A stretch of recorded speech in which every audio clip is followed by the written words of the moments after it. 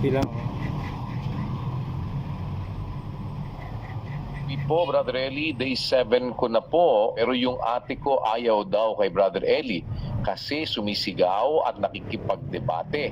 Ang tanong ko po, Brother Eli, may nakasulat ba sa banal na kasulatan na kailangan mo makipagdebate sa mga ibang grupo? Oo, kapatid. Si Pablo nga nakikipagdebate. Panginoon Kristo nakikipagdebate. Niloloko lang kayo ng pastor na ayaw makipagdebate. Nagbabasa ng talata, hindi nila naiintindihan. Alam mo kung bakit? Takot makipagdebate yung mga yan eh.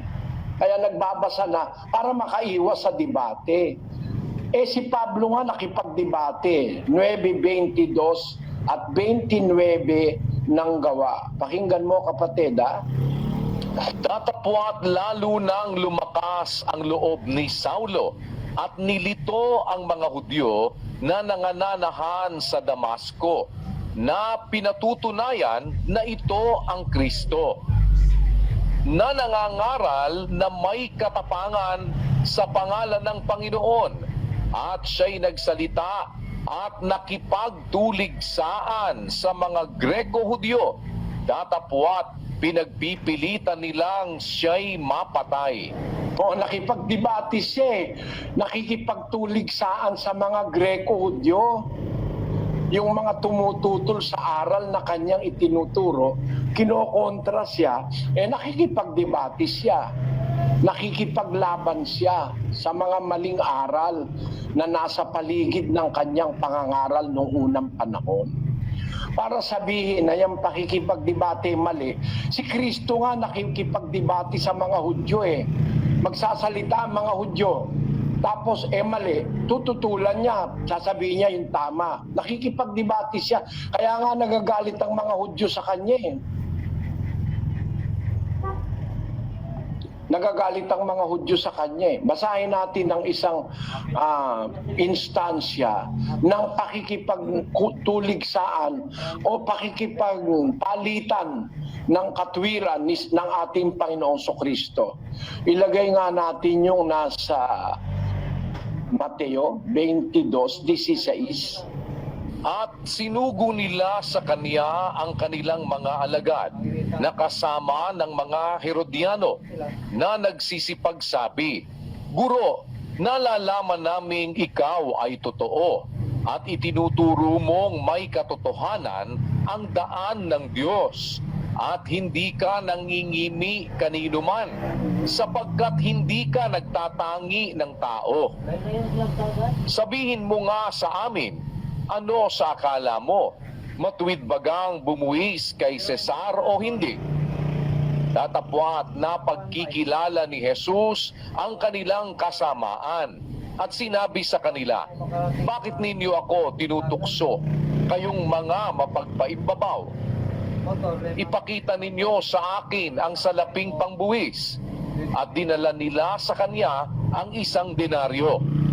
At sinabi niya sa kanila, "Kanino ang larawang ito at ang nasusulat?" Sinabi nila sa kanya, "Kay Cesar." Nang magkagayoy, sinabi niya sa kanila, "Kaya't ibigay ninyo kay Cesar ang sa kay Cesar at sa Diyos ang sa Diyos." At pagkarinig nila nito, ay nagsipanggilala sila at siya'y iniwan at nagsiyaon. Ayun. Maliwanag kapatid. Meron silang intensyon na hulihin ang Panginoon Kristo. Kaya sabi ng Panginoon Kristo, magtanong sila. Kunyari, pinuri pa nila eh. Ikaw gurong mula sa Diyos. Matuwid ka, hindi ka nagtatangi ng tao. Sabihin mo nga sa amin kung nararapat bumuwis kay Cesar. Kaya nila tinatanong yan, pag sumagot siya ng hindi, ipapahuli siya. Ang sagot ni Kristo, bakit niyo ako tinutukso? Kayong mga mapagpaimbabaw, mga ipokrito kayo, sabi ni Kristo.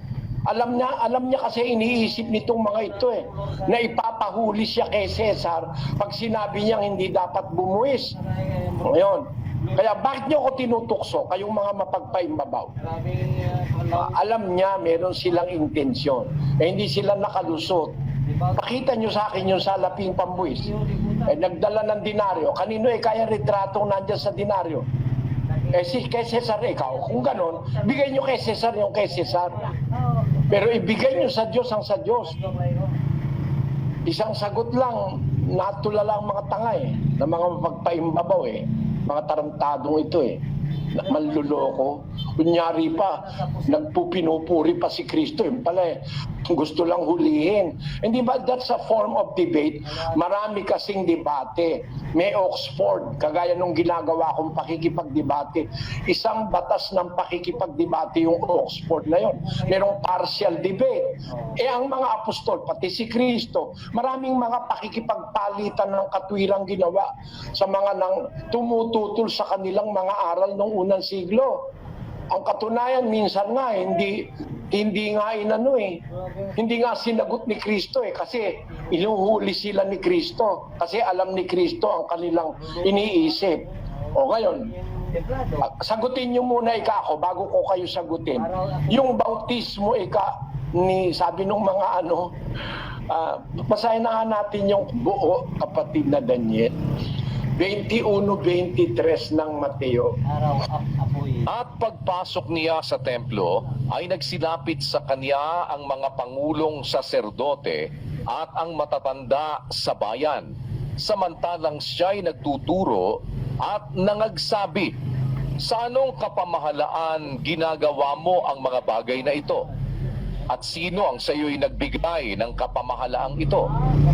At sumagot si Jesus at sa kanila'y sinabi, tatanungin ko rin naman kayo ng isang tanong, na kung inyong sasabihin sa akin, ay sasabihin ko naman sa inyo kung sa anong kapamahalaan ginagawa ko ang mga bagay na ito.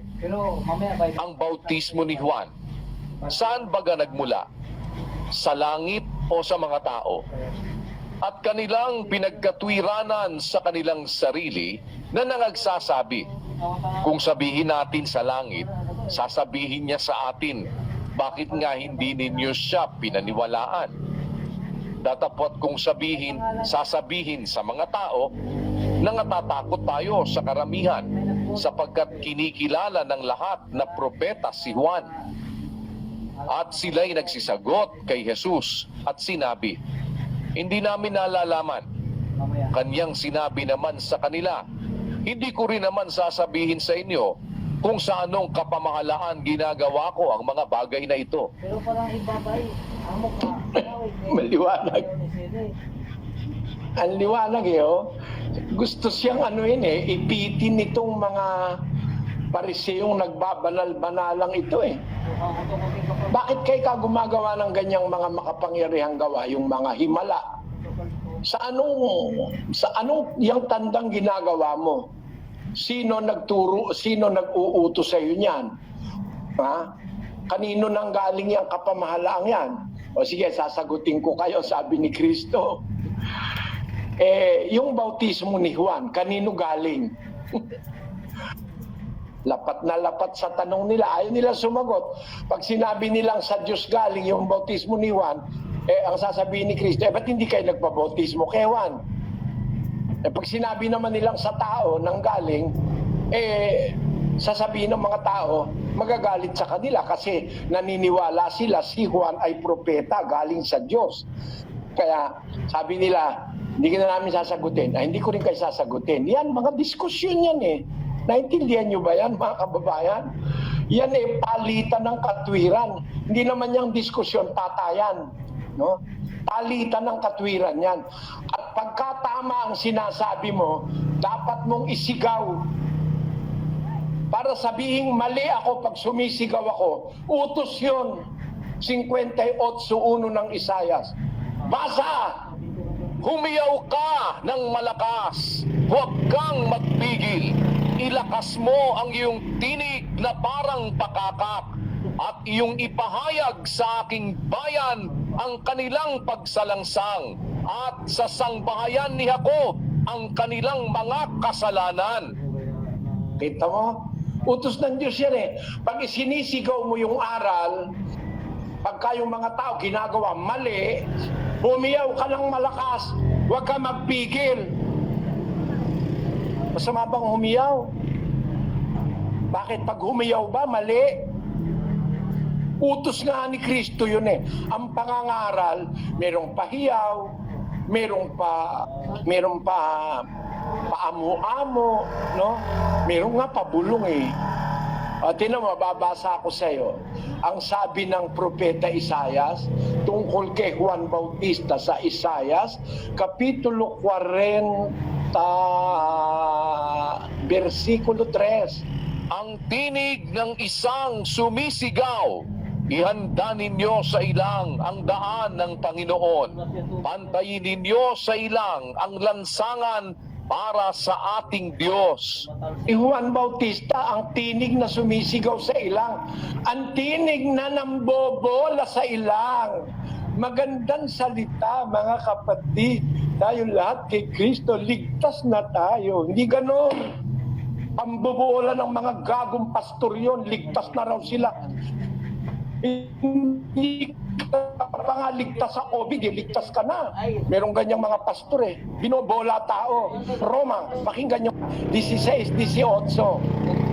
Sapagkat ang mga gayon ay hindi nagsisipaglingkod sa Kristong Panginoon, kundi sa kanilang sariling tiyan at sa pamamagitan ng kanilang mabuting pananalita at maiinam na mga talumpati ay dinadaya ang mga puso ng mga walang malay. Yan, nandiyan ang mga mandaraya eh. Yung kumagsalita eh, parang hindi makabasag pinggan.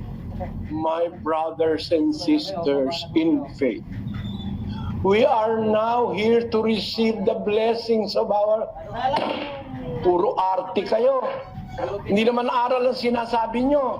Pag-aral ng Diyos, pinapasigaw ng Diyos yan. Yung mga nangangaral na may mabuting salita, mainam na talumpati, dinadaya nila ang puso ng mga walang malay. Yun ba ang gusto mo, kapatid? Kapatid na Miriam? Yun ba ang gusto nyo? Yung masarap magsalita, pero wala sa Biblia? No? Kunyari, magalang magsalita, pero wala sa Biblia sinasabi. Mas gusto ko na yung sumisigaw, pero totoo ang isinisigaw. Utos ni Kristo yan. Utos ng Diyos yan sa matandang tipan. Sumigaw ka ng malakas o sa bagong tipan. Ano nakasulat? Pakinggan nyo ha. Sa Gis ng Mateo 10:26. Huwag nga ninyo silang katakutan, sapagkat walang bagay na natatakpan na hindi mahahayag at natatago na hindi malalaman.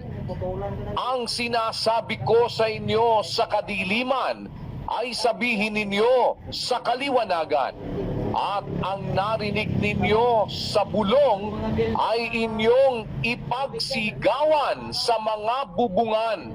Ano? Ang sinabi ko sa inyo sa kadiliman, sabihin nyo sa kaliwanagan, kasi hindi naman lahat ng oras may ilaw ang mga apostol at si Kristo. May mga gabi, nagsasalita siya, walang ilaw. Madilim. Sabihin nyo sa kaliwanagan, ang narinig nyo sa bulong. Bakit? Pag gabi na, baka may maistorbo, hindi siya masyadong naglalakas ng boses. Ipagsigawan ninyo sa bubungan. Ako raw nagsumisigaw, nakikipagdebate, kaya ayaw sa akin ng born again. Naloko kasi kayo ng mga pastor nyo na nagpapakunwaring sa Diyos, nagsasalita ng mahusay na salita, mainam na talumpati, pero nanloloko lang ang mga pastor nyo. Nanloloko. Lalong nanloloko pag sinabing masama raw ang debate. Sino nagsabi sa'yo?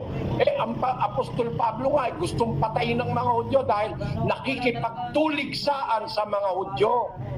Tandaan nyo talata 9:29 ng gawa. Tapos, ang Panginoon Kristo, marami siyang ginawang pakikipagpalitan ng